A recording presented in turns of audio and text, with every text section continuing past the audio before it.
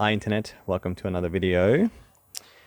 Before I start, can I ask you to please hit the thumbs up or the thumbs down, but probably the thumbs up. And can you please subscribe? It would be lovely if you could subscribe. I have, just before I get into this video, I've already purchased my next bike, just quietly, but you're not going to find out unless you subscribe as to what it is. So I'll give you a little hint. It's one of those iconic bikes that you hear people rave about all the time, but you can buy them pretty cheap now. So yeah, stay tuned for that. And you can do that by subscribing on, subscribe here or here, depending on what you're watching on. Please subscribe, that'd be great. All right, let's get on with it.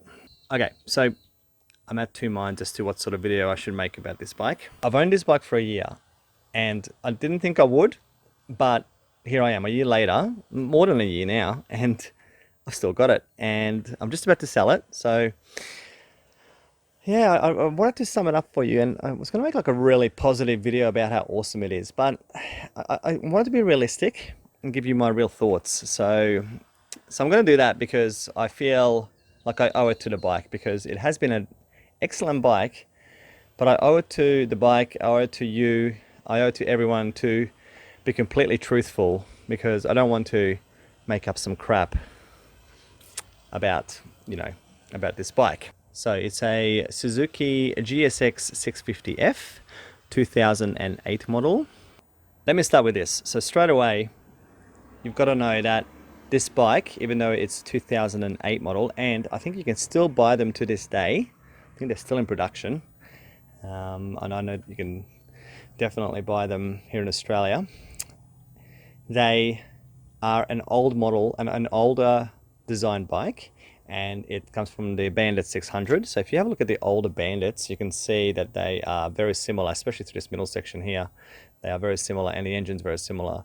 The back end is kind of the same. The tank shape is very similar, and basically what Suzuki did in 2008 is they went, okay, well, let's shove some injectors on this bike. Let's put on a fairing that makes it look a little bit like a Jigsaw. So it does actually kind of look a little bit like a Jigsaw from the front. It even has fake air vents. They do absolutely nothing. They're just there. But yeah. And let's also install the virtually identical dash from the Jigsaw. And yeah, let's make it look sporty. So saying that, here's what this bike is, okay? So are you ready? This bike for me, I think, looks quite nice. It's quite sporty, but it is not the best looking bike I have ever seen. Not even close. It is a pretty fast bike. It's got about 84 horsepower from the factory, but it's not a super sport and it's a little bit underpowered. Okay, the seat. Okay, the seat is comfy, but it's nowhere near as comfortable as some of the newer bikes, okay, especially some of those adventure touring bikes. The riding position is upright, but leaning a little bit forward, but it's not a super sport and it's not an upright adventure super like a sports tourer either. Okay, so the exhaust note, it sounds nice, definitely sounds nice, but it is not a Ducati. Okay, it does not give you that raw power, so it's definitely not a Jigsaw. Doesn't give you that high-end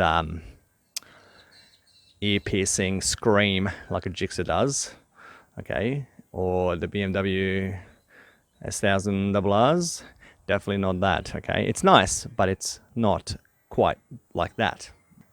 Through the mountains, she's very sporty to ride, but it doesn't inspire the confidence of any super sport bike that I've ever ridden. So for me, and this is the main reason that I'm probably going to get rid of it, I've never completely felt comfortable on this bike through the twisties. So it's fast enough. I can keep up fairly well with people, but I'm always like, it feels a little bit stiff for me. I can't explain it any other way. It feels a little bit stiff on the front end, and I feel it doesn't drop as much as it should. Admittedly, it does have Angel STs on the front, but okay, but even with the Road 5s, I'm not feeling super confident. The Road 5's actually improved the leanability a little bit. I felt a little bit more comfortable, but yeah, I've never fully felt comfortable in this bike. The brakes, yeah, same again. Decent brakes, much better than the Hyosunks, for example, but yeah, not even remotely close to like a Blackbird, okay? And not even remotely close. So the brakes are, yeah, good, but not awesome.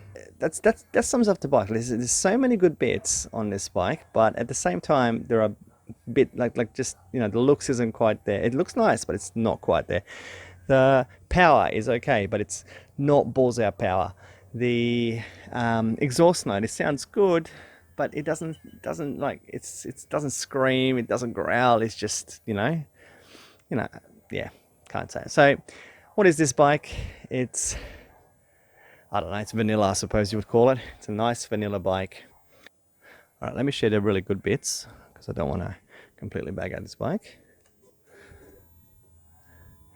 This dash is really good. Okay, so it has a lovely large gear indicator right in the middle, a bit like a Jigsaw. It has a shift light and easy to operate and very clear. Okay, it looks awesome at nighttime. So very good dash. Absolutely, probably the best dash I've ever owned on any of my motorbikes. Can't really fault the dash, especially for an '08, basic budget bike. The mirrors are quite good. They do stick out a little bit bunny ears, but they are good, very good. Yeah, Suzuki have definitely got that part right for a factory mirror. It doesn't look too bad. Like, I mean, they don't stick out too much. It doesn't make it look, it's not wildly out there, old school, doesn't belong sort of thing. They actually kind of fit the bike. The lights are okay.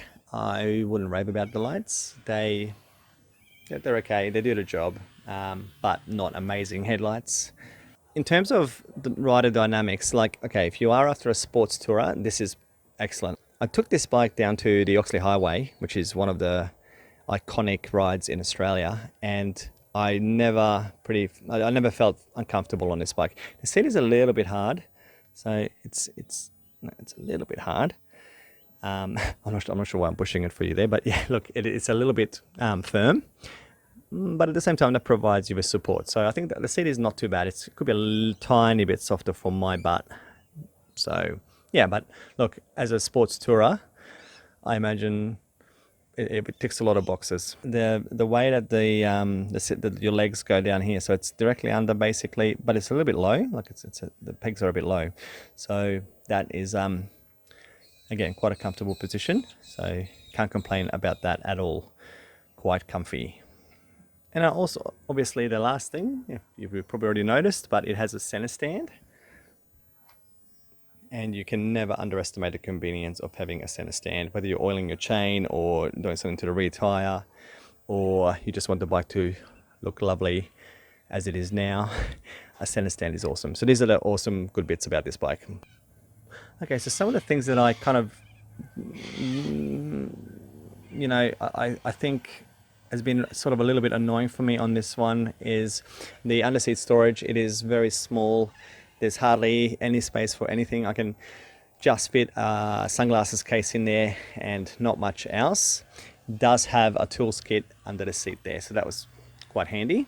There is not many aftermarket options for this bike. The screen, eBay, AliExpress, as you know, I love those shops, online shops. They don't really have too many budget options for screens, so that's a bit of a bummer.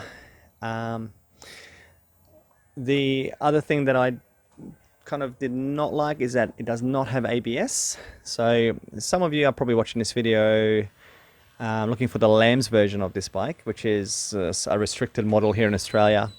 And I think around 2011, they started putting ABS on this bike. So you can buy with ABS. I'm sure that would probably increase your confidence when riding, but this one doesn't have it. Okay, so that was just a little something that I was sort of missing, I suppose, to improve my confidence. That's pretty much it in a nutshell. I have really enjoyed owning it. It's the second motorbike that my wife actually got on, and so we've had a couple of rides. She I think she's sort of enjoying it. She won't tell you she really enjoys it, but I think she does. So it's not a bad 2-up bike. And yeah, guys, so that's pretty much all I can tell you right now. I'm in two minds about the bike because, you know, it ticks boxes, a lot of boxes, but at the same time, it doesn't tick them well, if I can put it that way.